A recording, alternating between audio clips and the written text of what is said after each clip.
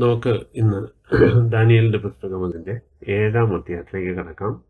നമ്മൾ കഴിഞ്ഞ കുറേ നാളുകളായിട്ട് ദാനിയേലിൻ്റെ പുസ്തകം 1 മുതൽ 6 വരെയുള്ള അധ്യായങ്ങൾ കണ്ടു കഴിഞ്ഞു. ഈ 1 മുതൽ 6 വരെയുള്ള കാര്യങ്ങളിൽ കൂടുതലും ദാനിയേൽ ജീവിച്ചു ഇരുന്ന സമയത്ത് നടന്ന കാര്യങ്ങൾ, അല്ലെങ്കിൽ വേണമെങ്കിൽ നമുക്കതിന് ചരിത്രം, ദാനിയേലിൻ്റെ കാലയളവിലുണ്ടായിരുന്ന ഒരു ചരിത്രം രേഖപ്പെടുത്തിയിരിക്കുകയാണ്. ദാനിയേലിൻ്റെ പ്രായത്തെക്കുറിച്ച് നമ്മൾ നോക്കുമ്പോൾ 1-ാം അധ്യായത്തിൽ നെബൂഖദ്നേസർ ബാബിലോൺ പ്രവാസത്തിൽ യഹൂദന്മാരെ ബാബിലോണിലേക്ക് പ്രവാസികളായി പിടിച്ചുകൊണ്ട് വന്ന സമയത്ത് അടങ്ങിയ ഒരു വ്യക്തിയാണ് ദാനിയേൽ. ദാനിയേലിൻ്റെ ഒപ്പം ദാനിയേലിൻ്റെ 3 സുഹൃത്തുക്കളും നമ്മൾ കണ്ടു. ഈ കാലങ്ങളിൽ ഈ 6 അധ്യായത്തിൽ നമ്മൾ കാണുന്നത് ഈ ദൈവഭക്തന്മാരുടെ നിലപാടുകൾ ഏറ്റവും പ്രധാനമായിട്ടുള്ള ഫോക്കസ് ഏരിയ എന്ന് പറയുന്നത് അവർ കർത്താവിന് വേണ്ടി എടുത്ത നിലപാടുകൾ. ഇവർക്ക് ആർക്കും തന്നെ ആത്മീയമായിട്ട് നല്ലൊരു അന്തരീക്ഷത്തിലല്ലായിരുന്നു അവർ വന്നു പെട്ടത്. അവരുടെ വിശ്വാസത്തെ ചോദ്യം ചെയ്യുന്ന പല കാര്യങ്ങളുടെ മധ്യത്തിൽ അവർ കർത്താവിന് വേണ്ടി നിലപാടുകൾ എടുത്തു. ഇതാണ് ഏറ്റവും വലിയ സവിശേഷത. അല്ലെങ്കിൽ മറ്റൊരു രീതിയിൽ പറഞ്ഞു, ഇത് കൂടുതലും 1 മുതൽ 6 വരെയുള്ള അധ്യായത്തിൽ കൂടുതലും നമ്മളെ എൻകറേജ് ചെയ്യുന്നത്, നമ്മൾ ഓരോരുത്തരും വായനക്കാരെ എൻകറേജ് ചെയ്യുന്നത് നമ്മളുടെ ഏത് അവസ്ഥയിലാണെങ്കിലും കൊള്ളാം, ആ അവസ്ഥയിലൂടെ ഒക്കെ ജയാളികളായിട്ട് ജീവിക്കുവാൻ, പാപത്തെ ജയിച്ച് ജയാളികളായിട്ട് ജീവിക്കാൻ തന്നെയാണ് ഈ അധ്യായങ്ങളെല്ലാം എൻകറേജ് ചെയ്യുന്നത്. മാത്രമല്ല, നമ്മൾ പ്രായത്തെക്കുറിച്ച് നമ്മൾ നോക്കുമ്പോൾ, ദാനിയേലിൻ്റെ പ്രായത്തെക്കുറിച്ച് നോക്കുമ്പോൾ, ദാനിയേൽ ചെറുപ്പമായിട്ടാണ് ഇവിടെ പിടിക്കപ്പെട്ടുകൊണ്ട് വന്നത്, പ്രവാസിയായിട്ട് വന്നത്. എന്നാൽ ഇപ്പോൾ 6-ാം അധ്യായത്തിൽ വരുമ്പോൾ ദാരിയാവേശ രാജാവ്, അതായത് മേദോ പേർഷ്യ രാജാവ്, നമുക്കറിയാം ബാബിലോൺ സാമ്രാജ്യം 70 സംവത്സരം നീണ്ടു നിന്ന ഒരു സാമ്രാജ്യമാണ്. അതിനുശേഷമാണ് ദാരിയാവേശ രാജാവ് അധികാരത്തിൽ കടന്നു വരുന്നത്. അല്ലെങ്കിൽ മേദോ പേർഷ്യയുടെ ദാരിയാവേശ രാജാവ് അധികാരത്തിൽ കടന്നു വരുന്നത് എന്ന് പറഞ്ഞാൽ, നമുക്ക് ഒരു ചെറുപ്പം, ഒരു 17-18 വയസ്സുള്ളപ്പോൾ ദാനിയേൽ ഈ ബാബിലോണിൽ വന്നെങ്കിൽ ഇപ്പോൾ ഈ 6-ാം അധ്യായത്തിലേക്കൊക്കെ വരുമ്പോൾ ഏതാണ്ട് 90 വയസ്സോളം താൻ ആയിട്ട്. ഇവിടെ എല്ലാം നമ്മൾ കാണുന്നത് ദാനിയേലിൻ്റെ നിലപാടുകൾ. 17 എങ്ങനെ കർത്താവിന് വേണ്ടി നിന്നു, അതുപോലെ തന്നെ ഒരു മാറ്റവുമില്ലാതെ 90-ാമത്തെ വയസ്സിലും തനിക്ക് അതേ നിലപാടിലും അതേ വിശ്വാസത്തിലും നിൽക്കുവാൻ സാധിക്കും. ഇത് നമ്മളെ ഓരോരുത്തരെയും എൻകറേജ് ചെയ്യേണ്ട ഒരു കാര്യമാണ്. നമ്മളുടെ വിശ്വാസത്തിൽ നമ്മൾ എത്ര നാള് വന്നു എന്നുള്ളതാണ്.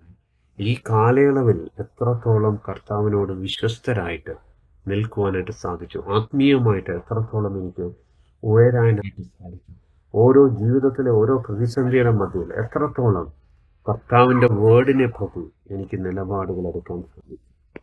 ഇനി ഒരു അല്പമായിട്ട്, എന്തിനാണ് ദൈവം ഈ പ്രവചനത്തെ നമ്മുടെ കൈകളിൽ, അതായത് പ്രത്യേകിച്ചും എൻഡ് ടൈംസ്, അവസാന കാലത്തെ പ്രവചനം എന്തിനും? ഇപ്പം നമുക്കറിയാം ദാനിയേലിൻ്റെ പുസ്തകം 1 മുതൽ 6 വരെയും ദാനിയേൽ ജീവിച്ച് ഇരുന്ന സമയത്തുള്ള ചരിത്രത്തെ രേഖപ്പെടുത്തുന്നുണ്ട്. 7 മുതൽ അങ്ങോട്ടുള്ള അധ്യായങ്ങളിൽ എൻഡ് ടൈംസ് ആണ്, ദാനിയേലിൻ്റെ കാലശേഷം ഭൂമിയിൽ സംഭവിക്കാൻ പോകുന്ന കാര്യവും അങ്ങ് എൻഡ് ടൈംസ്, അവസാന കാലം. കർത്താവിനോട് ശിഷ്യന്മാർ ചോദിക്കുന്നു, അവസാനത്തിൻ്റെ ലക്ഷണം എന്താണ്? അവസാനം എൻഡ് ടൈംസിനെ കുറിച്ച് ദൈവം ദാനിയേലിന് വെളിപ്പെടുത്തി കൊടുക്കുന്നതാണ് 7-ാം അധ്യായം മുതൽ 12-ാം അധ്യായം വരെയും ഉള്ള അധ്യായങ്ങളിലെ ആ വെളിപാടാണ് നമ്മൾ കാണുന്നത്. അപ്പം നമ്മൾ മനസ്സിലാക്കണം, എന്തിനാണ് ദൈവം ഈ എൻഡ് ടൈംസിനെ കുറിച്ച് പ്രവചിച്ച് ദൈവം നമുക്ക് തന്നേക്കുന്നത്. ദൈവത്തിൻ്റെ വചനം എപ്പോഴും നമ്മളെ എൻകറേജ് ചെയ്യാനും നമ്മളെ കറക്റ്റ് ചെയ്യാനും നമ്മളെ ഗുണീകരിക്കാനും. അപ്പം ഇവിടെയും ദൈവം നമ്മുടെ ഹൃദയങ്ങളെ എൻകറേജ് ചെയ്യുവാൻ, പ്രോത്സാഹിപ്പിക്കുവാനായിട്ട്, ഗിവിങ് എൻ അഷ്യൂറൻസ്, നമുക്കൊരു ഉറപ്പ് ദൈവം നമുക്ക്. ദാനിയേലിൻ്റെ കാലയളവിൽ ദാനിയേലിനോട് പറഞ്ഞത്, ദാനിയേലിന് ദർശനം, നെബൂഖദ്നേസർ കണ്ട സ്വപ്നത്തെ ദാനിയേലിലൂടെ വ്യാഖ്യാനിക്കപ്പെട്ടു. ദാനിയേൽ പിന്നീട് കാണുന്ന സ്വപ്നം എല്ലാം ദാനിയേലിൻ്റെ കാലയളവിൽ തന്നെ അത് സംഭവിച്ചു. അപ്പം അതുകൊണ്ട് ദൈവം ആഗ്രഹിക്കുന്നത്, ഇങ്ങനെ ദൈവം പറഞ്ഞത് സംഭവിച്ചുവെങ്കിൽ ഇനിയും സംഭവിക്കാൻ പോകുന്ന കാര്യത്തെക്കുറിച്ച് പ്രവചിച്ച് പറഞ്ഞിരിക്കുന്നതും സംഭവിക്കും. ഓൾറെഡി കർത്താവ് പറഞ്ഞത് സംഭവിച്ചിട്ടുണ്ടെങ്കിൽ തുടർന്നുള്ള കാര്യങ്ങളും അതുപോലെ അക്ഷരം പ്രതി സംഭവിക്കുമെന്നുള്ളതാണ് നമുക്ക് തരുന്ന ഒരു വലിയ ബോധ്യം. ആ ബോധ്യം നമുക്ക് കിട്ടിയിട്ട് എന്താണ്? ആ ബോധ്യം നമുക്ക് കിട്ടുമ്പോൾ നമുക്ക് എന്താണ് നമ്മളിൽ നിന്ന് ദൈവം പ്രതീക്ഷിക്കുന്നത്? പലപ്പോഴും ഒരു ജഡീക ക്രിസ്ത്യാനികൾ പലപ്പോഴും ചെയ്യുന്നതെന്ന് വെച്ചാൽ അവർ ഒരുപാട് പ്രവചനങ്ങൾക്ക് വലിയ താല്പര്യമാണ്. പ്രവചനത്തിന്റെ ഓരോ അർത്ഥങ്ങൾ കണ്ടുപിടിക്കാനും അത് ഓരോ കാലയളവിൽ സംഭവിക്കുമ്പം അതുമായിട്ട് മാച്ച് ചെയ്ത് അതിനെക്കുറിച്ച് ഒരുപാട് പ്രസംഗിക്കാനും പറയാനും ഒക്കെ ഭയങ്കര താല്പര്യം ഇന്നത്തെ ക്രിസ്ത്യൻസിൻ്റെ ഇടയിൽ നമുക്ക് കാണാനായിട്ട് സാധിക്കും. യഥാർത്ഥത്തിൽ ദൈവം എന്താണ് ആഗ്രഹിക്കുന്നത്? നമുക്ക് 2 വചനങ്ങളൊന്ന് നോക്കാം. ദൈവത്തിന്റെ മനസ്സ്, അതായത് ദൈവം നമുക്ക് ഈ പ്രവചനം ദൈവം തരുന്നത് എൻഡ് ടൈംസിന്റെ പ്രത്യേകിച്ചും ദൈവം തരുന്നതിന്റെ ഉദ്ദേശം എന്താണ്? ഒന്നാമത്തെ വചനം 1 യോഹന്നാൻ അതിന്റെ 3-ാം അധ്യായത്തിന്റെ 2-3 വചനങ്ങൾ വായിക്കാം. പ്രിയമുള്ളവരെ, നാം ഇപ്പോൾ ദൈവമക്കളാകുന്നു. നാം ഇന്നതാകുമെന്ന് ഇതുവരെയും പ്രത്യക്ഷം ആയില്ല. അവൻ പ്രത്യക്ഷനാകുമ്പോൾ നാം അവനെ താൻ ഇരിക്കും പോലെ തന്നെ കാണുന്നതാകൊണ്ട് അവനോട് സദസ്യന്മാരാകുമെന്ന് നാം അറിയുന്നു. അവനിൽ ഈ പ്രത്യാശ ഉള്ളവർ എല്ലാം അവൻ നിർമ്മലനായിരിക്കുന്നത് പോലെ തന്നെ നിർമ്മലീകരിക്കുന്നു. ഇംഗ്ലീഷിൽ വരുമ്പം 3rd വേഴ്സ് മാത്രം ഞാൻ വായിക്കാം. Everyone who has this hope. ഏത് പ്രത്യാശയാണ്? അവൻ വരുമ്പോൾ അവൻ ആയിരിക്കുന്നത് പോലെ നാമുമായി തീരുമെന്നുള്ള പ്രത്യാശ. ഈ പ്രത്യാശ ഉള്ളവർ who has this hope fixed on him purifies himself. തന്നിൽ ദൈവത്തിൽ ഇങ്ങനെ പ്രത്യാശ വച്ചിരിക്കുന്നവർ തന്നെ നിർമ്മലീകരിക്കുന്നു. അപ്പം ദൈവം ഈ പ്രവചനം ഇനിയും സംഭവിക്കാൻ പോകുന്ന കാര്യം ദൈവത്തിന്റെ വിശ്വസ്തതയിൽ ദൈവം നമുക്ക് എഴുതി തന്നിരിക്കുന്നതിന്റെ കാരണം നമ്മൾ പ്രിപ്പയർഡ് ആകാൻ വേണ്ടിയാണ്. കർത്താവിന്റെ നാളിൽ നമുക്ക് ധൈര്യത്തോടുകൂടി കർത്താവിന്റെ സന്നിധിയിൽ നിൽക്കുവാൻ നമ്മളെ പ്രാപ്തരാക്കാൻ വേണ്ടിയാണ് ദൈവം ഇത് നമുക്ക് തന്നിരിക്കുന്നത്. അപ്പൊ അവിടെ നമുക്കൊരു ജോലിയുണ്ട് എന്ന് പറഞ്ഞാൽ ദൈവത്തിന്റെ വചനത്തിൽ പറഞ്ഞു താൻ നിർമ്മലീകരിക്കുന്നു. നമ്മുടെ ആത്മീയ ജീവിതം ശക്തിപ്പെടുത്താനും നമ്മുടെ ആത്മീയ ജീവിതം നിർമ്മലീകരിക്കപ്പെട്ട് വിശുദ്ധീകരിക്കപ്പെട്ടു പോകുക എന്നുള്ളത് ദൈവത്തിന്റെ ഹിതമാണ്. അതായത് നമ്മൾ തെസ്സലോനിക്ക ലേഖനത്തിൽ വായിക്കുന്നത് പോലെ ദൈവത്തിന്റെ ഹിതമോ നമ്മുടെ വിശുദ്ധീകരണമാണ്, അവർ സാങ്ക്ടിഫിക്കേഷൻ. ഇപ്പം ദൈവം ഈ ത്രൂ ഔട്ട് ദൈവം ആഗ്രഹിക്കുന്നതാണ്. ഈ പ്രവചനങ്ങളൊക്കെയും ദൈവം നമുക്ക് തരുന്നതിൻ്റെ ഉദ്ദേശം നമ്മൾ കർത്താവിൻ്റെ നാളിൽ ഒരുങ്ങിയിരിക്കുക. ഒന്ന് ആലോചിച്ച് നോക്ക്, പ്രവചനത്തിന്റെ അർത്ഥങ്ങളും ഉപാർത്ഥങ്ങളും എല്ലാം പഠിച്ചിട്ട് നമ്മൾ നിത്യനരകത്തിലേക്ക് പോകുന്നെങ്കിൽ ഈ പഠനം കൊണ്ട് എന്താ പ്രയോജനം? ഈ പ്രവചനം അറിഞ്ഞതുകൊണ്ട് ഒരു പ്രയോജനവുമില്ല. ഓരോ പ്രവചനങ്ങൾ അറിയുകയും അത് സംഭവിക്കുന്നത് കാണുകയും ചെയ്യുമ്പോൾ നമ്മൾ ഉറപ്പിക്കേണ്ടത് തുടർന്നും വചനത്തിൽ പറഞ്ഞേക്കുന്നത് സംഭവിക്കും എന്നുള്ളത് മാത്രമല്ല, ഈ കാലങ്ങളിൽ കർത്താവിന്റെ നാൾ അടുക്കും തോറും എൻ്റെ ഉള്ളിൽ ഞാൻ വിശുദ്ധീകരിക്കപ്പെട്ടും നിർമ്മലീകരിക്കപ്പെട്ടും ഈ ഭൂമിയിലെ പെറ്റി തിങ്സിന്റെ പേരിൽ കർത്താവിനെ ഉപേക്ഷിക്കാതെ, കർത്താവിന്റെ നാമം ദുഃഖിക്കപ്പെടുത്താതെ കർത്താവിൽ വിശ്വസ്തരായിട്ട് ജീവിക്കുക എന്നുള്ളതാണ്. നമുക്കൊരു വചനം കൂടി നോക്കാം. മത്തായിയുടെ സുവിശേഷം 24-ാം അധ്യായം അതിന്റെ 3-4 വചനം നമ്മൾ ഒരുപാട് തവണ ഇത് വായിച്ചിട്ടുണ്ട്. അവൻ ഒലീവ് മലയിൽ ഇരിക്കുമ്പോൾ ശിഷ്യന്മാർ തനിച്ച് അവന്റെ അടുക്കൽ വന്നു. അത് എപ്പോൾ സംഭവിക്കുമെന്നും നിന്റെ വരവിനും ലോകാവസാനത്തിനും അടയാളം എന്ത് എന്ന് പറഞ്ഞു തരണമെന്ന് അപേക്ഷിച്ചു. അപ്പം അവർ ചോദിച്ചത് ഇന്ന് നമ്മൾ പഠിച്ചുകൊണ്ടിരിക്കുന്ന വിഷയവുമായിട്ട് ബന്ധമുള്ള ഒരു കാര്യം തന്നെയാണ്. ലോകാവസാനവും എന്നാണ്, അവിടുത്തെ വരവിന്റെ അടയാളവും എങ്ങനെയാണ്, എന്താണെന്നുള്ളത് ചോദിക്കുകയാണ് ശിഷ്യന്മാർ. അപ്പോൾ കർത്താവ് പറഞ്ഞ മറുപടി ഇതാണ്. അതിന് യേശു ഉത്തരം പറഞ്ഞത്, ഇപ്പം എൻ്റെ വരവിൽ ഇന്നതൊക്കെ സംഭവിക്കുമെന്ന് പറഞ്ഞല്ല ഇത് സ്റ്റാർട്ട് ചെയ്യുന്നത്. പറഞ്ഞത് ആരും നിങ്ങളെ തെറ്റിക്കാതിരിക്കുവാൻ സൂക്ഷിച്ചുകൊള്ളുകയും എന്ന് പറഞ്ഞാൽ, കർത്താവ് ഇത് പറയുമ്പോൾ കർത്താവ് നമുക്ക് വാർണിംഗ് തരുകയാണ്. ദൈവം സംഭവിക്കാൻ പോകുന്ന കാര്യത്തെക്കുറിച്ച് ദൈവം നമുക്ക് വെളിപാട് ദൈവം തരുമ്പോൾ നമ്മൾ മനസ്സിലാക്കേണ്ടത് നമ്മളെ ഈ വിശ്വാസത്തിൽ നിന്നും കൃപയിൽ നിന്നും തെറ്റിച്ചു കളയുന്ന ഒരു കാര്യങ്ങളും നമ്മളിൽ ഉണ്ടാകാതെ കാത്തു സൂക്ഷിക്കപ്പെടുക എന്നുള്ളതാണ്. ഇവിടെ കർത്താവ് പറയുകയാണ്, നിങ്ങൾ ആരും നിങ്ങളെ തെറ്റിക്കാതിരിക്കുവാൻ സൂക്ഷിച്ചുകൊള്ളുകയും. ഞാൻ ക്രിസ്തു എന്ന് പറഞ്ഞു അനേകർ എൻ്റെ പേരെടുത്ത് വന്ന് പലരെയും തെറ്റിക്കും. ഇന്ന് നമ്മൾ ലോകത്തിലേക്ക് തിരിഞ്ഞു നോക്കുവാണെങ്കിൽ ഒരുപാട് ക്രിസ്ത്യൻ ഡിനോമിനേഷൻസും ക്രിസ്ത്യൻ കൾച്ചേഴ്സും വന്നിരിക്കുകയാണ്. സഭകൾ എന്ന് പറഞ്ഞ് ഒരുപാട് സഭകൾ, ഓരോന്നിനും ഓരോരോ വേർഷൻസാണ്, ഓരോരോ രീതികളാണ്. പരിശുദ്ധാത്മാവിൻ്റെ എന്നൊക്കെ പറഞ്ഞ് ഒരുപാട് രീതികൾ, ഒരുപാട് കാര്യങ്ങൾ തെറ്റിക്കുന്ന ഒരുപാട് കാര്യങ്ങൾ ഇന്ന് മനുഷ്യനെ വഞ്ചിച്ചുകൊണ്ടിരിക്കുകയാണ്. ഒരുപാട് നിഷ്കളങ്കരായ മനുഷ്യർ അതിനകത്ത് പെട്ടിരിക്കുകയാണ്. അപ്പൊ ദൈവത്തിന്റെ വേർഡിൽ പറയുകയാണ്, കർത്താവ് ക്ലിയർ ആയിട്ട് പറഞ്ഞു, ഞാൻ ക്രിസ്തു എന്ന് പറഞ്ഞു. ഈ വേറൊരു നാമത്തിലുമല്ല, ക്രിസ്തു, ഞാൻ തന്നെ ക്രിസ്തു എന്ന് പറഞ്ഞ് പഠിപ്പിക്കുന്നവർ, അതായത് ഈ കർത്താവിനെ കുറിച്ച് തന്നെ പറഞ്ഞ് പഠിപ്പിക്കുന്നവർ, അവരും നിങ്ങളെ തെറ്റിക്കുന്നവരായിരിക്കും. സോ നമ്മൾ ഈ ലോകത്തിൽ അവസാനം എത്തും തോറും നമ്മൾ എത്രത്തോളം സൂക്ഷ്മതയോടുകൂടി കർത്താവിൻ്റെ ഓരോ നിർദ്ദേശങ്ങളും അറിഞ്ഞും മനസ്സിലാക്കിയും അനുസരിച്ചും ഈ കർത്താവിൻ്റെ വരവിന് വേണ്ടി, കർത്താവിൻ്റെ ദിനത്തിനു വേണ്ടി കാത്തിരിക്കേണ്ടവരാണെന്ന് എന്ന് ഓർക്കുക എന്നുള്ളതാണ് ഈ ഒരു ദൈവം ആഗ്രഹിക്കുന്നത്. ദൈവം ഇതിനാണ് ദൈവം നമുക്ക് പ്രവചനത്തെ തന്നിരിക്കുന്നത്. ഇനി നമുക്കറിയാം, വെളിപാട് പുസ്തകവും ഇതുപോലെ വരാൻ പോകുന്ന കാര്യത്തെക്കുറിച്ചാണ് പ്രത്യേകിച്ചും അതിൻ്റെ 4-ാം അധ്യായം മുതൽ പഠിപ്പിക്കുന്നത്. എന്നാൽ 1 മുതൽ 3 വരെയുള്ളത്, പ്രത്യേകിച്ചും 2ഉം 3ഉം അധ്യായം വായിക്കുമ്പം അവിടെ പ്രധാനമായിട്ടും വായനക്കാരെ എൻകറേജ് ചെയ്യുന്ന എന്താണ്? എല്ലാ സഭകളോടും പറയുന്ന ഒരേ ഒരു ദൂരം, ബി ഓവർകമേഴ്സ്, നിങ്ങൾ ജയാളികളാകുക എന്ന് പറഞ്ഞ് ആ മെസ്സേജ് കൊടുത്തിട്ടാണ് ലോകത്ത് സംഭവിക്കാൻ പോകുന്ന കാര്യത്തെക്കുറിച്ച് പറഞ്ഞത്. അപ്പൊ ഇതിനെല്ലാം കർത്താവിന്റെ മനസ്സ് നമ്മൾ റീഡ് ചെയ്യണം. നമ്മൾ അന്തിക്രിസ്തു, എതിർ ക്രിസ്തു ആരാണെന്നും 666 എന്ന് പറഞ്ഞ നമ്പറിന്റെ അർത്ഥം എന്താണ്, ഉപാർത്ഥം എന്താണെന്ന് കണ്ടുപിടിക്കുകയും അതിനെക്കുറിച്ച് അവലോകനം ചെയ്യുകയും ചെയ്യുന്നത് കൊണ്ട് നമ്മൾ അങ്ങനെ ചെയ്തിട്ട് നമ്മളെ തന്നെ നിർമ്മലീകരിക്കാതെ നമ്മൾ ഈ അഴുക്ക് ചാലിലൂടെ കടന്നുപോയി ഈ ദുരുപദേശങ്ങൾക്ക് കീഴ്പ്പെട്ടു പോയാൽ നമ്മൾ നമ്മളെ തന്നെ നശിപ്പിക്കുമല്ലേ. അപ്പം ഈ സത്യങ്ങളും ഈ പ്രവചനത്തിന്റെ അർത്ഥങ്ങളും അറിയുന്നതിനേക്കാൾ പ്രധാനം എന്താണ്? ഓരോ പ്രവചന നിവർത്തികൾ വായിക്കുമ്പോൾ ഇത് നമ്മളെ എൻകറേജ് ചെയ്യേണ്ട മറ്റൊരു സത്യമുണ്ട്. നമ്മൾ കൂടുതൽ കർത്താവിൽ വിശുദ്ധരായിട്ട് ഈ ഭൂമിയിൽ ജീവിക്കണം. അതിനാണ് ദൈവം പ്രധാനമായിട്ടും ദൈവത്തിന്റെ മക്കൾക്ക് വരാൻ പോകുന്ന കാര്യത്തെക്കുറിച്ച് ദൈവത്തിന്റെ കുഞ്ഞുങ്ങൾക്ക്, ദൈവത്തിന്റെ മുമ്പിൽ താഴ്മയുള്ളവർക്ക് ദൈവം ഇത് വെളിപ്പെടുത്തി കൊടുക്കുന്നുണ്ട്. നമുക്ക് ദാനിയേലിന്റെ പുസ്തകം 7-ാം അധ്യായത്തിന്റെ 1-ാമത്തെ വചനം വായിച്ച് നമുക്ക് സ്റ്റാർട്ട് ചെയ്യാം. ബാബേൽ രാജാവായ ബെൽശസ്സറിന്റെ 1-ാം ആണ്ടിൽ ദാനിയേൽ ഒരു സ്വപ്നം കണ്ടു. അവൻ കിടക്കയിൽ വച്ച് ദർശനങ്ങളുണ്ടായി. അവൻ സ്വപ്നം എഴുതി കാര്യത്തിന്റെ സാരം വിവരിച്ചു. ഈ 7-ാം അധ്യായം സ്റ്റാർട്ട് ചെയ്യുമ്പോൾ ദാനിയേൽ കാണുന്ന ഒരു സ്വപ്നം ഉണ്ടാകും.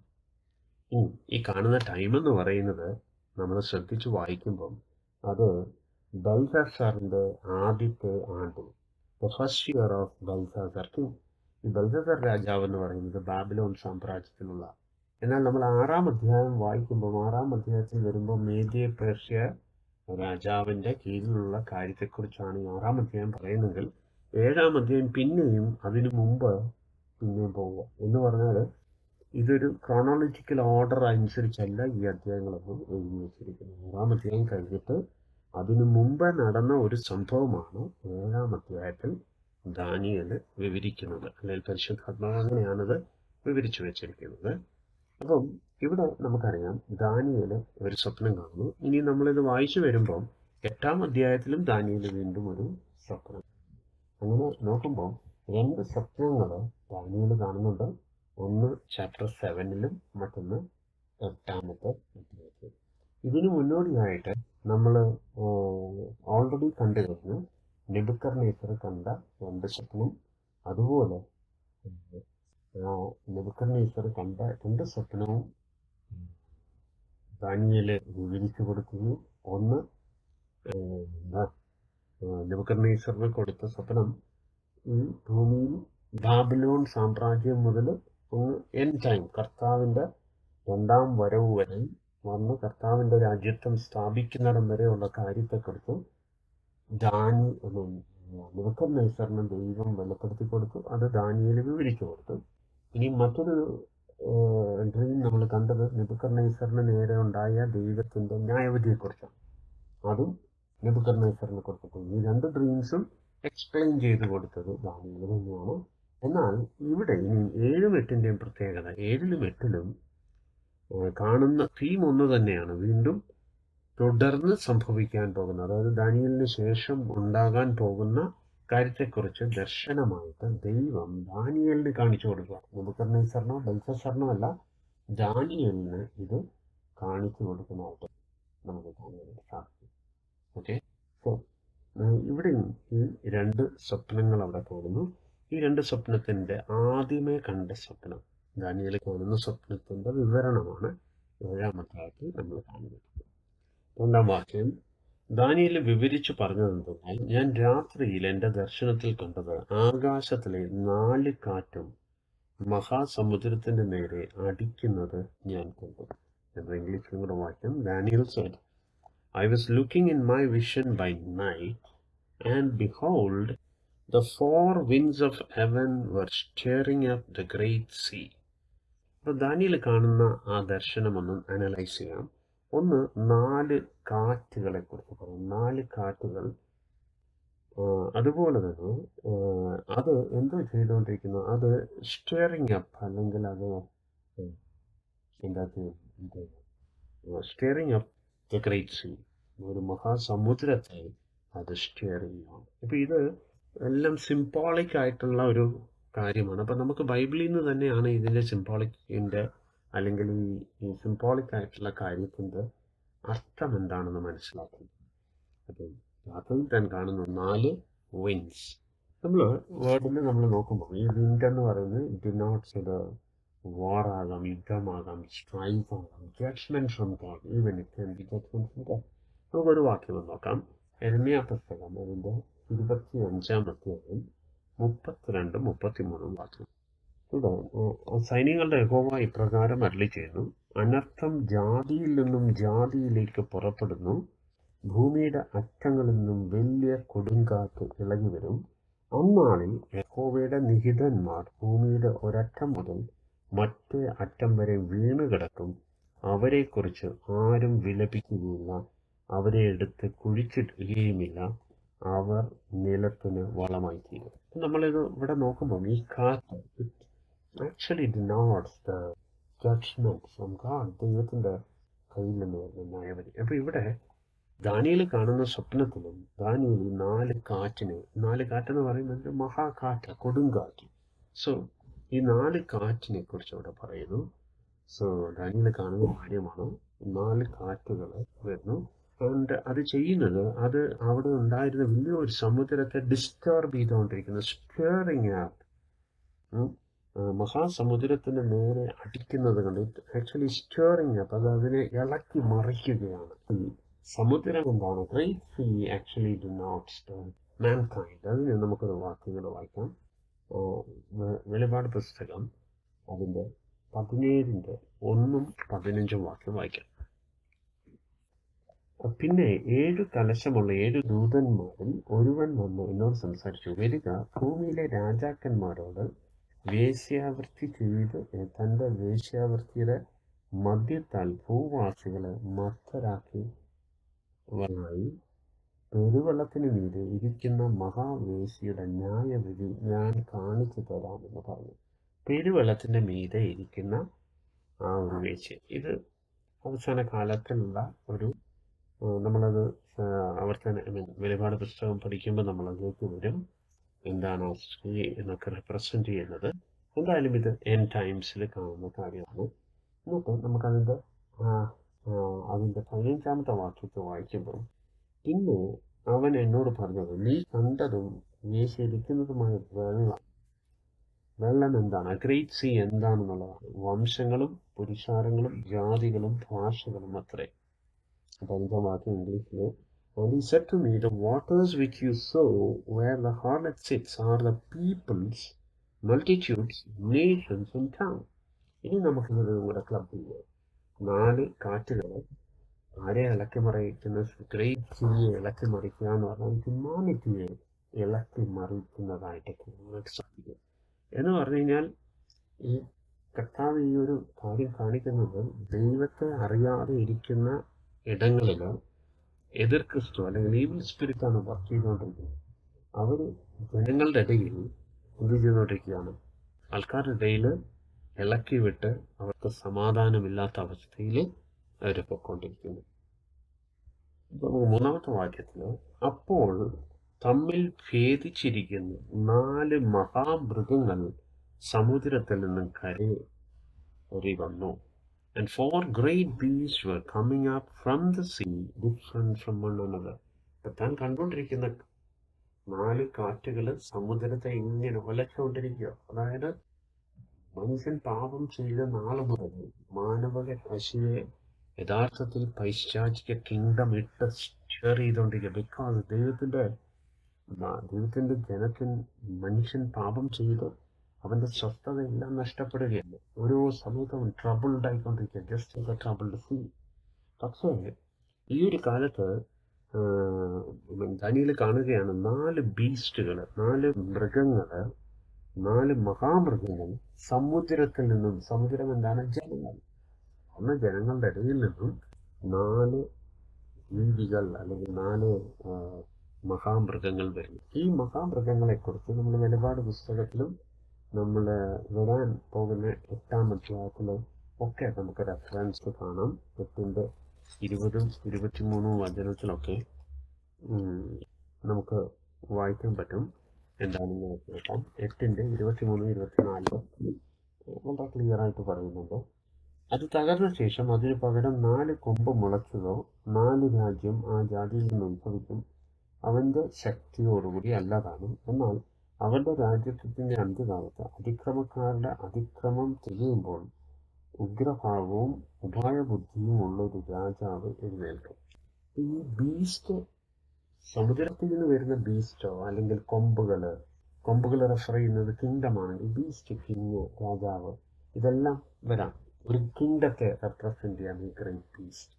അപ്പൊ നോക്കാം ദാനിയേൽ കാണുന്ന ഈ കിങ്ഡം. അപ്പൊ ദാനിയേൽ കണ്ടോണ്ടിരിക്കുന്നത് നെബൂഖദ്നേസർ കണ്ട അതേ സ്വപ്നം തന്നെയാണ്. തീം അത് തന്നെയാണ് കാണുന്നത്. ഒള്ളി ഡിഫറൻസ്, നെബൂഖദ്നേസർ കാണുന്നത് ഒരു വളരെ വിലപിടിപ്പുള്ള വാല്യൂ ഉള്ള മെറ്റൽസിന്റെ രൂപത്തിലാണ്. തന്റെ രാജ്യത്തും താൻ കാണുന്നത് സ്വർണമായിട്ടും പിന്നീട് വെള്ളിയായിട്ടും പിന്നെ താമ്രം പിന്നെ ഇരുമ്പും കളിമണ്ണും അടങ്ങിയിരിക്കുന്ന ഒരു വിഗ്രഹമാണ് കാണുന്നെങ്കിൽ അതിന് സമമായ മറ്റൊരു സ്വപ്നമാണ് ദാനിയേൽ കാണുന്നത്. വ്യത്യാസം എന്ന് പറയുന്നത് അതിന് പകരം 4 ജീവികളെ കാണുന്നു. 4 രാജ്യത്തെ റെപ്രസെന്റ് ചെയ്യുന്നതാണ്.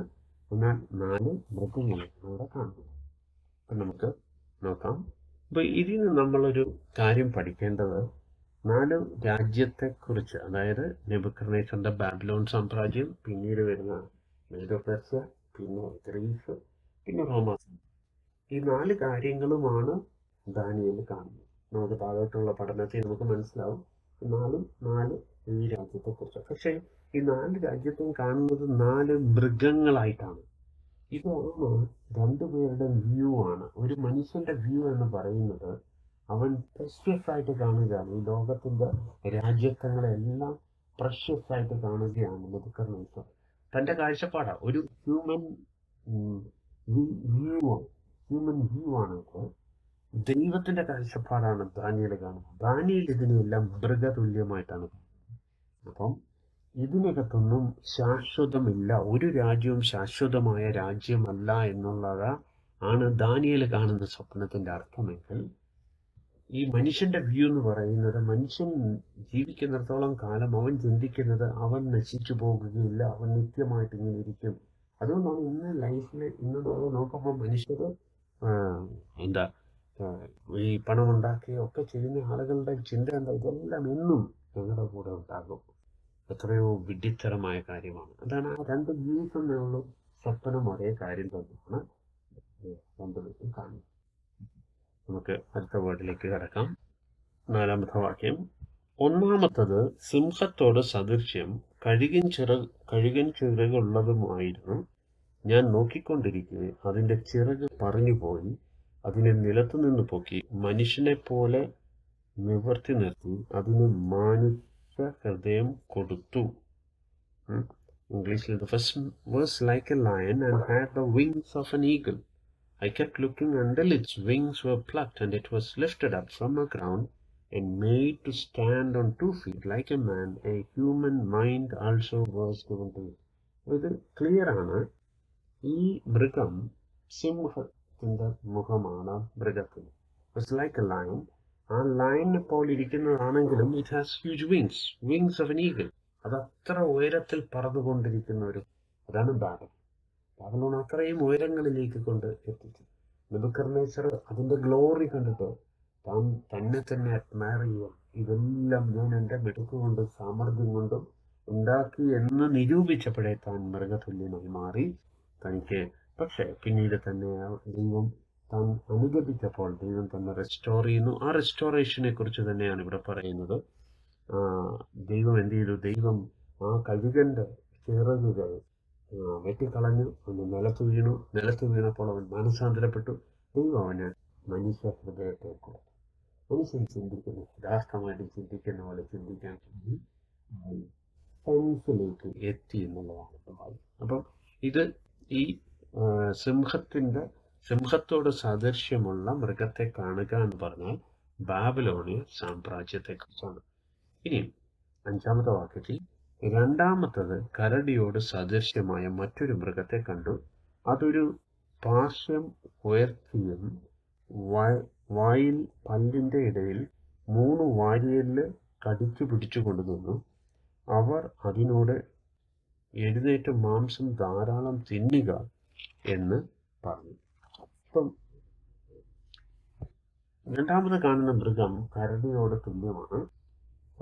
മാത്രമല്ല ആ കരടിയോട് തുല്യമായ മൃഗം അതിന് 3 വാരിയല് അത് കടിച്ചു പിടിച്ചു കൊണ്ടുവന്നു.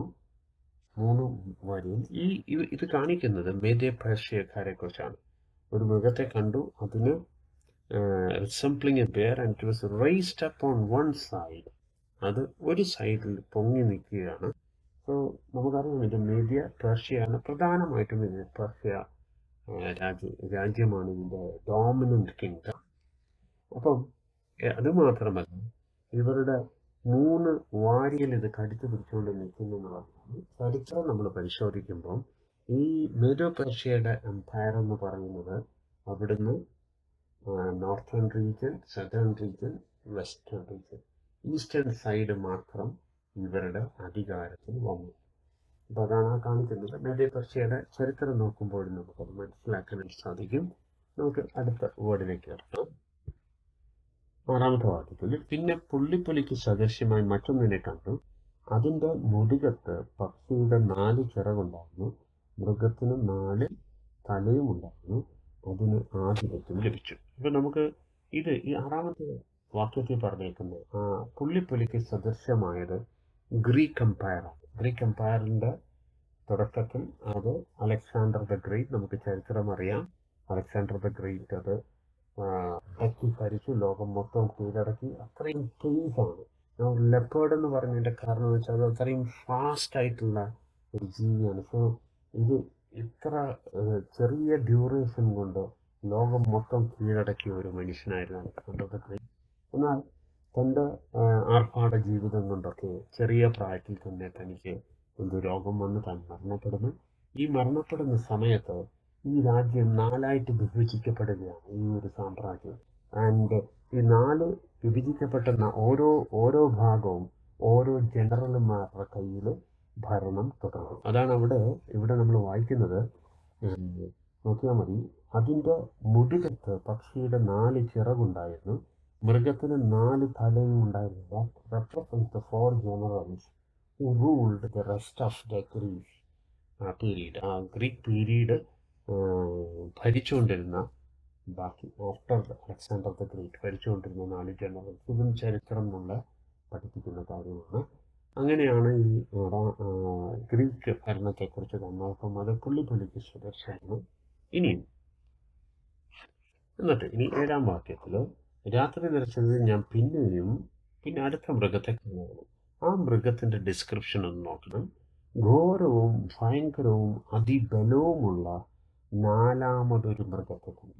ആ മൃഗത്തിൻ്റെ ക്യാരക്ടർ മാത്രമാണ് അവിടെ എക്സ്പ്ലെയിൻ ചെയ്യുന്നത്. കാരണം അതിൻ്റെ രൂപം തനിക്ക് പറയാനായിട്ട് കഴിയുന്നില്ല. ഇപ്പം നമ്മൾ മേലത്തെ 3 നമ്മൾ നോക്കിയപ്പം സിംഹത്തിൻ്റെ രൂപം കണ്ടു, അത് ബാബിലോണിനെ കാണിക്കുന്നു. കരടിയുടെ രൂപം കണ്ടു, അത് മേദ്യ പെർഷ്യയെ കാണിക്കുന്നു. അതുപോലെ പുള്ളിപ്പുലിയുടെ രൂപം കാണുന്നു, അത് ഗ്രീക്ക് ഭരണ സംവിധാനത്തെ കാണിക്കുന്നു. എന്നാൽ അടുത്തത് നമുക്കറിയാം, നമ്മൾ ഓൾറെഡി പഠിച്ചതാണ്, റോമ സാമ്രാജ്യമാണെന്നറിയാം. ഈ റോമ സാമ്രാജ്യത്തെക്കുറിച്ച് കാണുമ്പോൾ അതിന് പ്രത്യേകിച്ച് രൂപമല്ല, അതിൻ്റെ ചില സ്വഭാവത്തെക്കുറിച്ചാണ് പറയുന്നത്.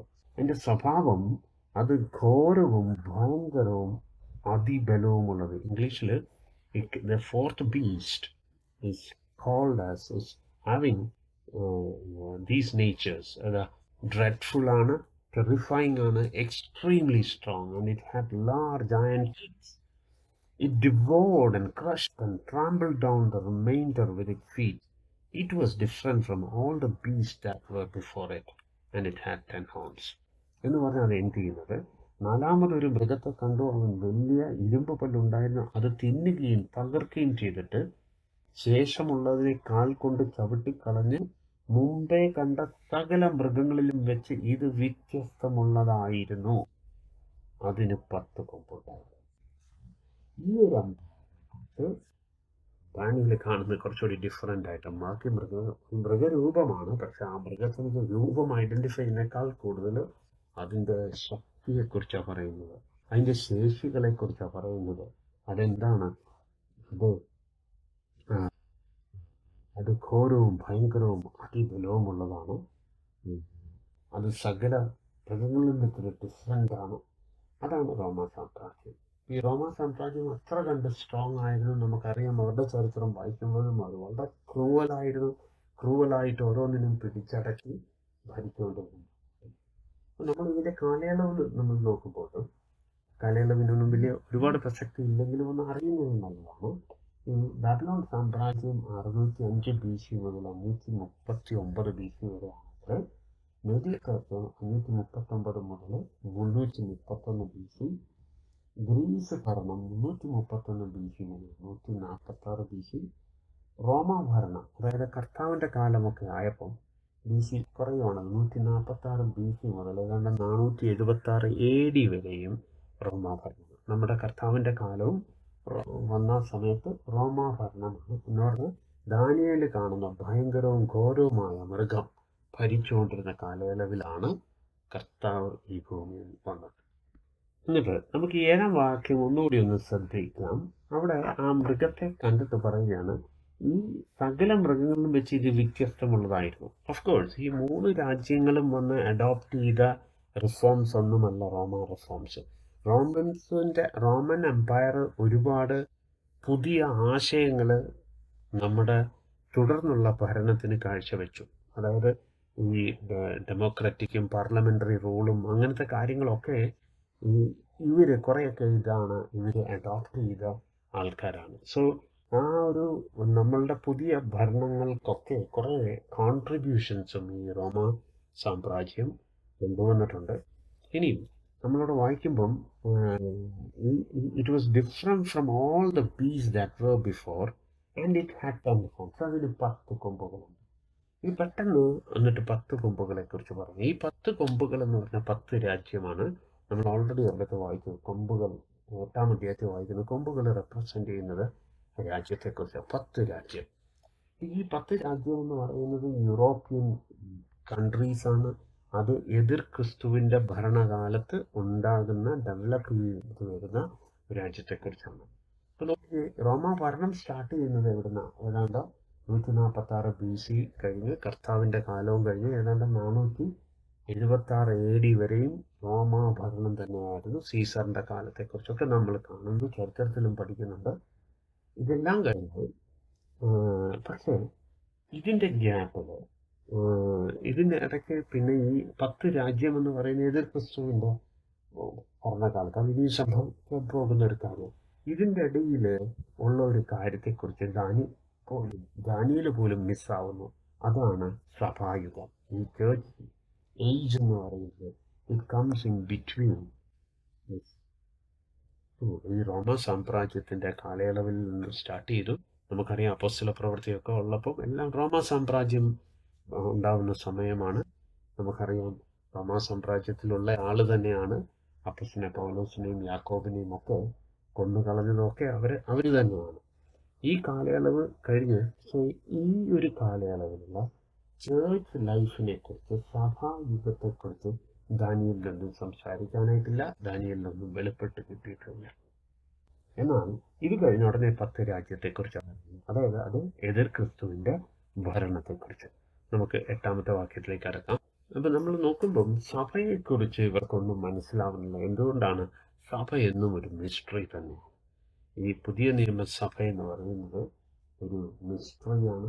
ആ മിസ്റ്ററി പ്രവാചകന്മാർക്ക് പോലും എന്താണെന്ന് പിടികിട്ടി. നമ്മൾ 1 പത്രോസിൻ്റെ 1-ാം 10 മുതൽ 12 വരെയുള്ള വാക്യത്തിൽ നമ്മൾ വായിക്കുന്നു, അവര് ഈ സ്പിരിറ്റ് ഓഫ് ജീസസ്, ക്രിസ്തുവിൻ്റെ ആത്മാവ് അവരുടെ ഉള്ളിൽ പ്രവചിച്ചപ്പോൾ അവർ ആരാഞ്ഞു, ഇതാർക്ക് വേണ്ടിയെന്ന് പറഞ്ഞപ്പോൾ ഇത് നിങ്ങൾക്കുള്ളതല്ല എന്ന് പറഞ്ഞാണ് അവരെ ദൈവം ആ ചാപ്റ്റർ ക്ലോസ് ചെയ്തു. അവരുടെ ചോദ്യത്തിന് അവസാനം, you don't need to know these, this is not for you എന്നുള്ളതാണ് അവർക്ക് മനസ്സിലാക്കി കൊടുത്തത്. അപ്പോൾ നോക്ക്, ഇന്ന് അവരെക്കാൾ ശ്രേഷ്ഠമേറിയത് നമുക്കൊന്ന് മുൻകരുതിയിരിക്കുക. അതാണ് ആ ചേർച്ചിൻ്റെ ബ്യൂട്ടി എന്ന് പറയുന്നതാണ്.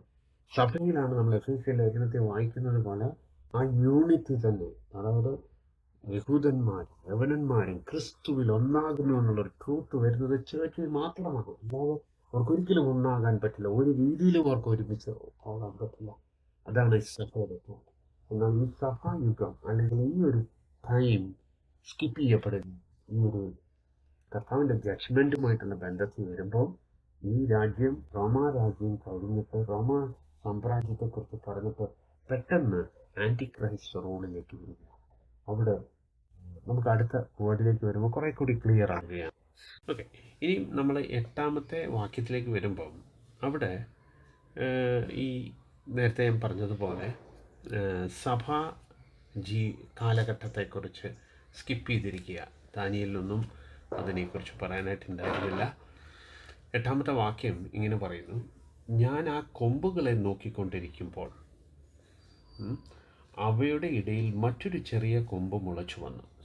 ഇനിയും ദാനിയേലിന് ഇതിനിടയിലുള്ള ആ ഒരു പീരീഡിനെ കുറിച്ച്, സഭായുഗം, ഇപ്പം നമ്മൾ കടന്നു പോകുന്ന ഈ പീരീഡിനെ കുറിച്ച് പ്രത്യേകിച്ചൊന്നും കാണുന്നുമില്ല, ദൈവമൊട്ട് വെളിപ്പെടുത്തുന്നുമില്ല ഇതിനെക്കുറിച്ച്. എന്നാൽ തൻ്റെ ശ്രദ്ധ മൊത്തം ഈ 10 കൊമ്പുകളിലേക്കായി. 10 കൊമ്പുകൾ ഞാൻ ഒന്നുകൂടി ആവർത്തിക്കുകയാണ്. 10 കൊമ്പുകൾ എന്ന് പറഞ്ഞാൽ ഇതുവരെയും സംഭവിച്ചിട്ടില്ല. അതിലേക്ക് എത്തുവാനുള്ള ഒരുക്കത്തിലാണ് ലോകം.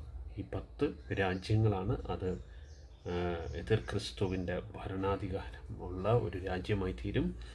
ആ 10 രാജ്യങ്ങളിൽ 10 കൊമ്പുകളെ സൂക്ഷിച്ച് നോക്കിക്കൊണ്ടിരുന്നപ്പോൾ അവിടെ ഒരു ചെറിയ കൊമ്പ് മുളച്ചു വരുന്നതായിട്ട് കാണുന്നു.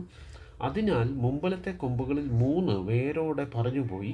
ഈ കൊമ്പിൽ മനുഷ്യൻ്റെ കണ്ണുപോലെ കണ്ണും വമ്പ് പറയുന്ന വായുമുണ്ടായിരുന്നു. അപ്പം ഇങ്ങനെ നോക്കിക്കൊണ്ടിരുന്നപ്പോൾ ഈ 10 എണ്ണത്തിൽ 3 എണ്ണം അവിടുന്ന് പറഞ്ഞു പോകുന്നു. അതിനു പകരം ഒരു ചെറിയ കൊമ്പ് വരികയാണ്. അത് ചെറിയ കൊമ്പെന്ന് വിശേഷിപ്പിക്കുമ്പോഴും അതിൻ്റെ ഒരു വിശേഷണമുള്ളത്, അത് മനുഷ്യരുടെ കണ്ണുപോലെയുള്ള കണ്ണും ആ കൊമ്പിന് മനുഷ്യരുടെ കണ്ണുപോലെയുള്ള കണ്ണുണ്ട്. 2 വമ്പ് പറയുന്ന വായുവുണ്ടായിരുന്നു. ഈ വമ്പ്, ബ്ലാസ്ഫമി അല്ലെങ്കിൽ ഗ്രേറ്റ് ബോസ്റ്റ്, അഹങ്കാരം പറയുന്ന വാക്കുകൾ, ഇത് ഡയറക്റ്റ് പിശാചിൻ്റെ ഒരു നേച്ചറാണ്. നമുക്കറിയാം ലൂസിഫർ എന്താ സംഭവിച്ചതെന്ന് നമുക്കറിയാം അല്ലേ. അത്യുന്നതൻ്റെ മീതെ സിംഹാസനം വെക്കണമെന്ന് ഹൃദയത്തിലൊന്ന് ചിന്തിച്ചതേ ഉള്ളൂ. അവിടെ മുതലേ ആ ബോസ്റ്റിംഗ് നേച്ചർ അയാളുടെ നേച്ചറാണ്.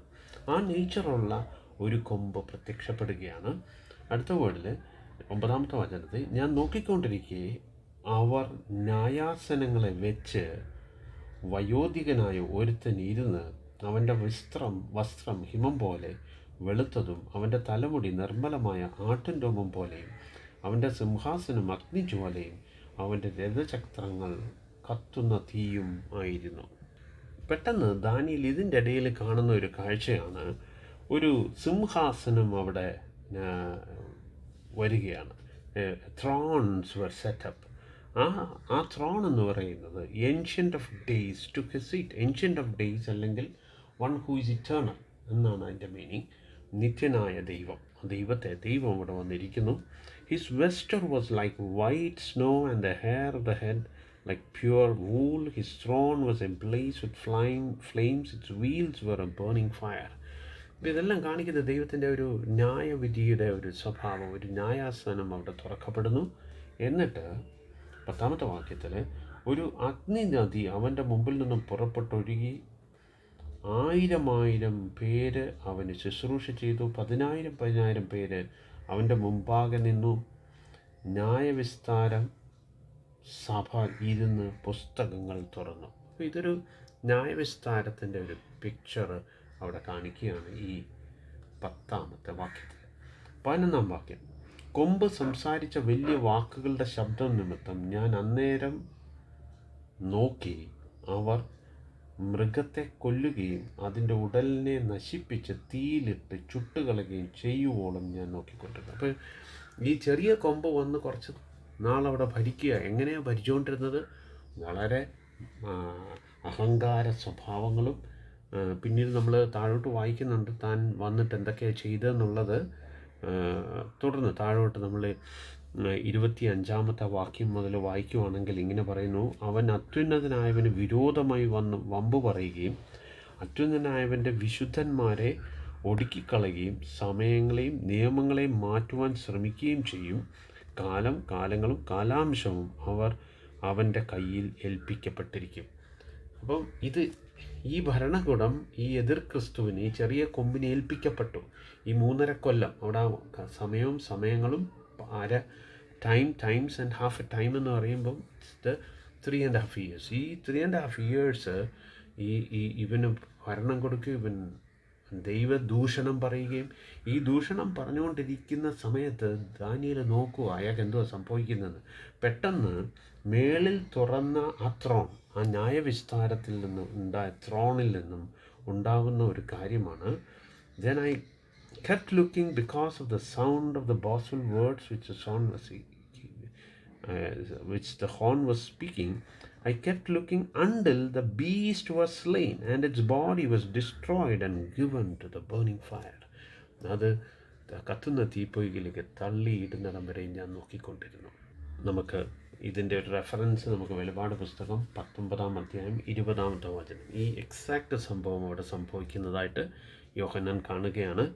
20-ാമത്തെ വാക്യത്തിൽ ഇങ്ങനെ പറയുന്നു, മൃഗത്തെയും അതിൻ്റെ മുമ്പാകെ താൻ ചെയ്ത അടയാളങ്ങളാൽ മനുഷ്യരെ ചതിച്ച് മൃഗത്തിൻ്റെ മുദ്ര ഏൽപ്പിക്കുകയും അതിൻ്റെ പ്രതിമയെ നമസ്കരിക്കുകയും ചെയ്ത കള്ളപ്രവാചകനെയും പിടിച്ചു കെട്ടി ഇരുവരും ഗന്ധകം കത്തുന്ന തീപ്പൊയ്കയിൽ ജീവനോടെ തള്ളിക്കളഞ്ഞു. സോ ഇതേ കാര്യമാണ് നമ്മളിപ്പം 11-ാം അധ്യായത്തിൽ വായിച്ചത്. സോ ഇത് ദ ഗ്രേറ്റ് വൈറ്റ് ത്രോൺ ജഡ്ജ്മെൻറ്റിന് മുമ്പ് നടക്കുന്ന കാര്യമാണ്. 1000 ആണ്ട് വാഴ്ചയ്ക്ക് മുമ്പ് നടക്കുന്ന കാര്യമാണ്. 1000 ആണ്ട് വാഴ്ചയ്ക്ക് മുമ്പേ പിശാചിൻ്റെ ഏജൻ്റാണ് ഈ ആൻറ്റി ക്രൈസ്റ്റും ഫാൾസ് പ്രോഫറ്റും. ഇവരെ രണ്ടുപേരെയും പിടിച്ച് തീപ്പൊയ്കയിൽ ഇട്ട് കളഞ്ഞു. 1000 ആണ്ട് വാഴ്ചയിൽ നമ്മൾ വെളിപാട് പുസ്തകം 20-ലേക്ക് തുടങ്ങുമ്പോൾ ഇങ്ങനെ പറയുകയാണ്, സ്വർഗത്തിൽ നിന്നൊരു ദൂതൻ ഇറങ്ങി വന്ന് പഴയ പാമ്പ് പഴയ സർപ്പം എന്ന് പറഞ്ഞ പിശാചിനെ ചങ്ങലയ്ക്ക് ഇട്ടിട്ടാണ് ഈ 1000 ആണ്ട് വാഴ്ച തുടങ്ങുന്നത്. അതാണ് നമുക്ക് ആ ഒരു ബോധ്യം നമുക്കുണ്ടാവണം. നമുക്ക് തുടർന്ന് അടുത്ത വേർഡിലേക്ക് കിടക്കാം. ഇനി 12-ാമത്തെ വാക്യത്തിൽ, ശേഷം മൃഗങ്ങളോ അവയുടെ ആധിപത്യം നീക്കം ഭവിച്ചു, എന്നിട്ട് അവയുടെ ആയുസ് ഒരു സമയത്തേക്കും കാലത്തേക്കും നീണ്ടു നിന്നു. അപ്പോൾ ഈ മൃഗങ്ങളെന്ന് ഇവിടെ പറയുന്നത് അന്ന് രാജ്യത്വമൊക്കെ ഉണ്ട്. രാജ്യങ്ങളെ ഒന്നും നശിപ്പിക്കുന്നില്ല. 1000 ആണ്ട് വാഴ്ചയ്ക്ക് മുമ്പേ കർത്താവിൻ്റെ ഭരണകാലത്ത് ഇന്ന് ഉണ്ടായിരിക്കുന്ന എല്ലാ രാജ്യങ്ങളും അതുപോലെ തന്നെ ഉണ്ടാകും. അവരുടെ അധികാരങ്ങളെല്ലാം പിടിച്ചെടുത്ത് കർത്താവ് യേശു ക്രിസ്തു തൻ്റെ വിശുദ്ധന്മാരുമൊത്ത് ഭരിക്കും. നമുക്കതിൻ്റെ ഒരു ഒത്തുവാക്യം നമുക്ക് വെളിപാട് പുസ്തകം ഇപ്പം നമ്മൾ വായിച്ചതിൻ്റെ അടുത്ത അധ്യായം 20-ാം അധ്യായത്തിൻ്റെ 1 മുതൽ വായിക്കുമ്പം 1 മുതൽ 3 വരെയുള്ള വചനങ്ങളൊന്ന് വായിക്കാം. അനന്തരം ഒരു ദൂതൻ അഗാധത്തിൽ താക്കോലും ഒരു വലിയ ചങ്ങലയും കയ്യിൽ പിടിച്ചുകൊണ്ട് സ്വർഗത്തിൽ നിന്ന് ഇറങ്ങുന്നത് ഞാൻ കണ്ടു. അവൻ പിശാചും സാത്താനും എന്നുള്ള പഴയ പാമ്പായ മഹാസർപ്പത്തെ പിടിച്ച് 1000 ആണ്ടുകളിലേക്ക് ചങ്ങലയിട്ടു. ഇവിടെ ശ്രദ്ധിക്കണം, കുറച്ച് നാളത്തേക്കിന്. ഇപ്പം നമ്മളിവിടെ വായിച്ചത് 7-ാം അധ്യായം അതിൻ്റെ 12-ാമത്തെ വചനത്തിൽ അവയുടെ ആയുസ് ഒരു സമയത്തേക്കും കാലത്തേക്കും നീണ്ടു നിന്നു എന്ന് പറഞ്ഞതുപോലെ ഇപ്പോൾ ഇവിടെ പിശാചിനെയും 1000 ആണ്ടത്തേക്കിന് ചങ്ങലയിലിട്ടു. 1000 ആണ്ട് കഴിയുവോളം ജാതികളെ വഞ്ചിക്കാതിരിക്കുവാൻ അവനെ അഗാധത്തിൽ തള്ളിയിട്ട് അടച്ചു പൂട്ടുകയും മീതെ മുദ്രയിടുകയും ചെയ്തു. അതിൻ്റെ ശേഷം അവനെ അല്പകാലത്തേക്ക് അഴിച്ചുവിടേണ്ടത് ആകുന്നു. ഇത് 1000 ആണ്ട് വാഴ്ചയ്ക്ക് ശേഷം ഈ പിശാചിനെ ഒന്നുകൂടി അഴിച്ചുവിടും. അതുവരെയും ഈ ജാതികളെ ഒന്നും കബളിപ്പിക്കാതിരിക്കാൻ വേണ്ടി തന്നെ ചങ്ങലയിൽ പൊട്ടിരും. പക്ഷേ ആ ജാതിയെ രാജാക്കന്മാരെല്ലാവരും അന്ന് അവിടെ ഉണ്ട്. അതാണ് മറ്റു മൃഗങ്ങൾ എന്നവിടെ ഉദ്ദേശിക്കുന്നത്. ആ മൃഗങ്ങളെല്ലാം 1000 ആണ്ട് വാഴ്ചയിൽ ഇവിടെ ഉണ്ടാകും. എന്നാൽ ഭരണം മൊത്തം കർത്താവിനും കർത്താവിൻ്റെ വിശുദ്ധന്മാരുടെയുമായിരിക്കും. അതാണ് നമ്മൾ 11 അതിൻ്റെ 12 വാക്യത്തിൽ നമ്മൾ വായിക്കുന്നത്. ഇനി 13 വാക്യത്തിൽ ഈ ആധിപത്യം മൃഗങ്ങളുടെ, അതായത് അന്നുള്ള എല്ലാ രാജാക്കന്മാരുടെയും ആധിപത്യം പിടിച്ചെടുത്തിട്ട് ഇത് ആർക്കാണ് കൊടുക്കുന്നത്? വയോധികൻ അല്ലെങ്കിൽ ആ ഏൻഷ്യൻ്റ് ഓഫ് ഡേയ്സ്, ആ ഇറ്റേണലായ ഗോഡ് എന്താ ചെയ്യുന്നതെന്നുള്ളതാണ് നമ്മളവിടെ വായിക്കുന്നത്. 13 വാക്യം, രാത്രി ദർശനങ്ങൾ മനുഷ്യപുത്രനോട് സദൃശനായ ഒരുത്തൻ ആകാശമേഘങ്ങളോട് വരുന്നത് കണ്ടു. അവൻ വയോധികൻ്റെ അടുക്കൽ ചെന്ന് അവർ അവനെ അവൻ്റെ മുമ്പിൽ അടുത്തു വരുമാറാക്കി. സകല വംശങ്ങളും ജാതികളും ഭാഷക്കാരും അവനെ സേവിക്കേണ്ടതിന് അവൻ ആധിപത്യവും മഹത്വവും രാജ്യത്വവും ലഭിച്ചു. അവൻ്റെ ആധിപത്യം നീങ്ങിപ്പോകാത്ത നിത്യ ആധിപത്യവും അവൻ്റെ രാജ്യത്വം നശിച്ചു പോകാത്തതുമാകുന്നു. നോക്ക്, പിന്നീട് കാണുന്നത് ഈ രാജ്യത്വം അവസാനിപ്പിച്ച 1000 ആണ്ട് വാഴ്ചയ്ക്ക് തുടങ്ങുന്നതിന് മുമ്പേ യേശു കർത്താവിന് ഈ രാജ്യത്വം മൊത്തം, ഈ ഭൂമിയിലുള്ള സകലവിധ രാജ്യത്വവും അധികാരവും എല്ലാം മനുഷ്യപുത്രന് കൊടുത്തു. അതായത് കർത്താവായി യേശു ക്രിസ്തുവിന് കൊടുത്തു. നമുക്ക് താഴോട്ട് വരുമ്പോൾ ഈ യേശു ക്രിസ്തുവിന് കൊടുത്ത ഈ സകല അധികാരങ്ങളും ഈ ഭരണ സംവിധാനങ്ങളെല്ലാം കർത്താവിനെ ഏൽപ്പിച്ചുവെങ്കിൽ ഇതിൻ്റെ ഇമ്പാക്റ്റ്, ഇതിൻ്റെ എഫക്റ്റ് ആർക്കും കൂടി ഉള്ളതാണെന്നുള്ളത് നമുക്ക് മനസ്സിലാവും. നമുക്ക് താഴോട്ട് വായിക്കുമ്പം ഈ മനുഷ്യപുത്രൻ വന്ന് രാജ്യത്വം ഏറ്റെടുക്കുന്നത് തന്നെയാണ് നെബൂഖദ്നേസറിൻ്റെ ഡ്രീമിൽ നമ്മൾ കാണുന്നത്. ഒരു വലിയ കല്ല് ഉയരത്തിൽ നിന്ന്, മനുഷ്യരുടെ കൈകൾ തൊടാത്ത ഒരു കല്ല് വന്ന് ഈ വിഗ്രഹത്തിൻ്റെ അടിയിൽ ഫീറ്റിൽ വന്ന് വീണ് ഈ വിഗ്രഹം മൊത്തം തച്ചുടച്ച് ഇത് ഒരു ഭരണം ആകുമെന്ന് അന്ന് നമ്മൾ പഠിച്ചായിരുന്നു. അന്ന് യേശു കർത്താവിൻ്റെ ആധിപത്യം അവിടെ ഉണ്ടാക്കുകയാണ്. അതാണ് ഇവിടെ രണ്ട് നമുക്ക് പാരലലായിട്ട് കാണാൻ പറ്റും, ദാനിയേലിൻ്റെ ഡ്രീമിലും അതുപോലെ നെബൂഖദ്നേസറിൻ്റെ ഡ്രീമിലും. ഇനി നമുക്ക് അടുത്ത വേർഡിലേക്ക് കിടക്കാം. 14 വാക്യം നമ്മൾ കണ്ടു, അവന് സകലവിധ ആധിപത്യവും മഹത്വവും കൊടുത്തു. 15 വാക്യം, ദാനിയേൽ എന്ന ഞാനോ എൻ്റെ ഉള്ളിൽ എൻ്റെ മനസ്സ് വ്യസനിച്ചു, എനിക്കുണ്ടായ ദർശനങ്ങളാൽ ഞാൻ പരവശനായി. ഞാൻ അരികെ നിൽക്കുന്നവരിൽ ഒരുത്തൻ്റെ അടുക്കൽ ചെന്ന് അവനോട് ഈ എല്ലാറ്റിൻ്റെയും സാരം ചോദിച്ചു. അവൻ കാര്യങ്ങളുടെ അർത്ഥം പറഞ്ഞു തന്നു. ഇനി പറയാൻ പോകുന്ന ഓൾമോസ്റ്റ് നമ്മളെല്ലാം എക്സ്പ്ലെയിൻ ചെയ്തതായതുകൊണ്ട് ഞാൻ പെട്ടെന്ന് വായിച്ചു പോവുകയാണ്. ഓരോന്നും അതിനകത്ത് ഓൾറെഡി നമ്മൾ എക്സ്പ്ലെയിൻ ചെയ്തതാണ്. ഈ 4 മഹാമൃഗങ്ങൾ ഭൂമിയിൽ ഉണ്ടാകാനിരിക്കുന്ന 4 രാജാക്കന്മാരാകുന്നു. അതായത് ബാബിലോൺ, മേദ്യ പേർഷ്യ, ഗ്രീസ്, റോമ ഭരണം. ഈ എന്നാൽ അത്യുന്നതനായവൻ്റെ വിശുദ്ധന്മാർ രാജ്യത്വം പ്രാപിച്ച് എന്നേക്കും സദാകാലത്തേക്കും രാജ്യത്വം അനുഭവിക്കും. നോക്കി, ഈ 18 സെൻറ്റൻസും 14 വാക്യവും.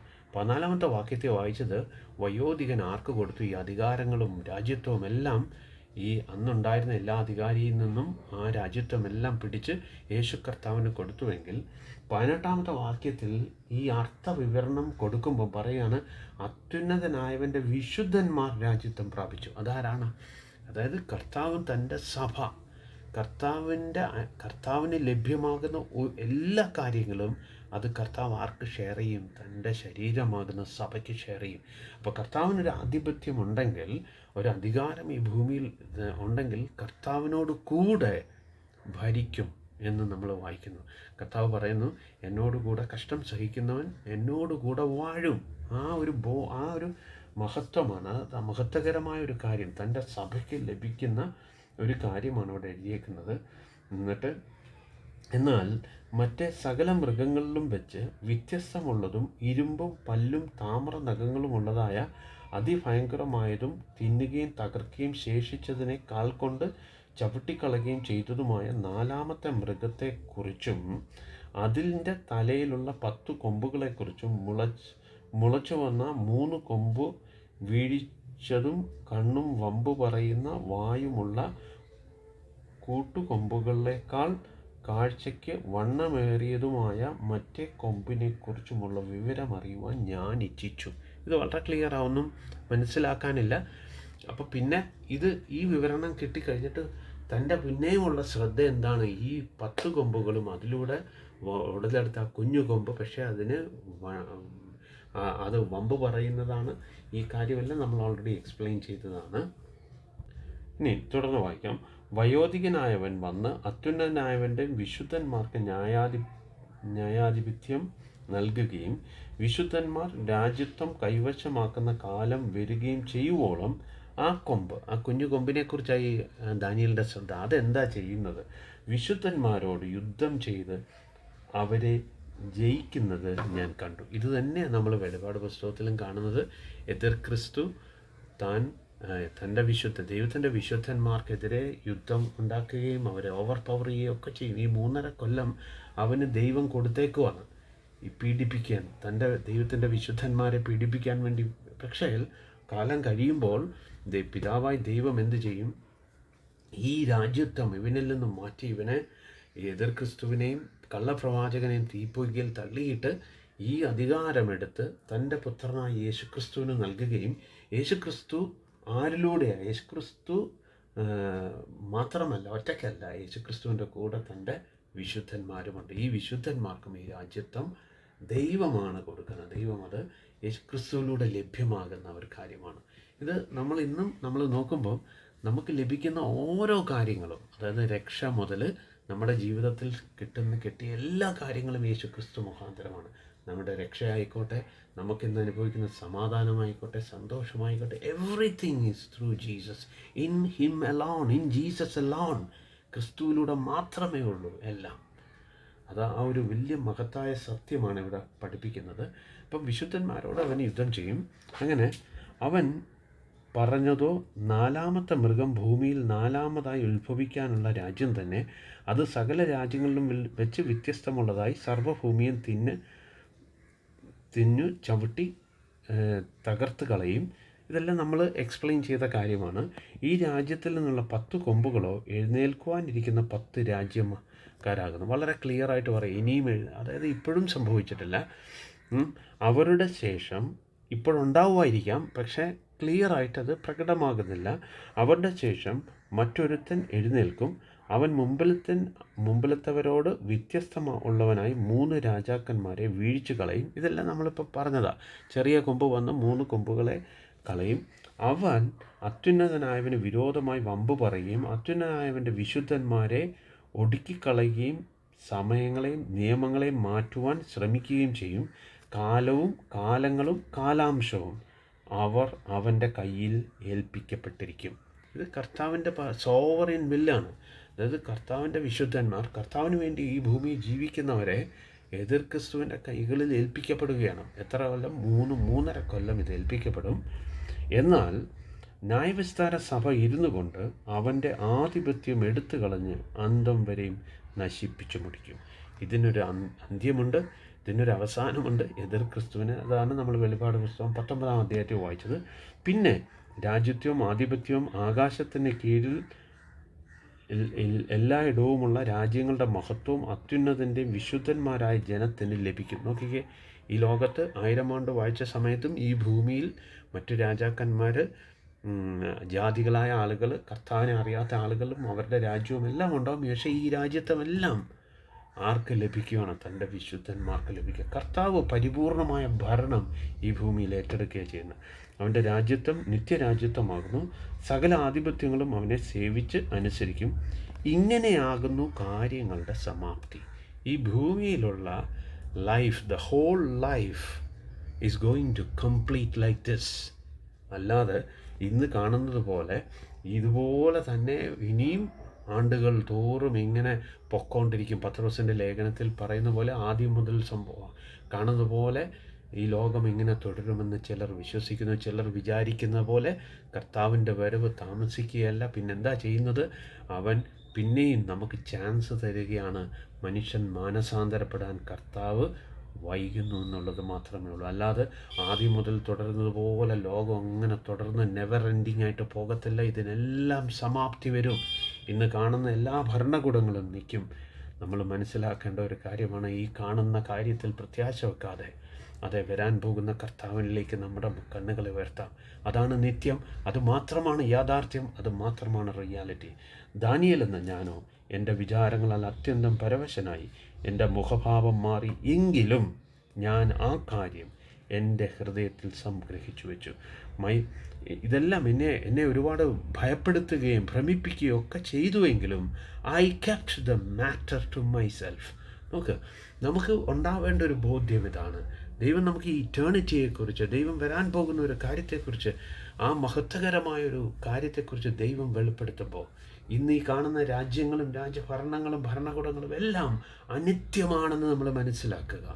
നിത്യമായ ഒരു അനുഭവത്തിലേക്ക് ദൈവം നമ്മളെ ഓരോരുത്തരെയും വിളിച്ചിരിക്കുകയാണ്.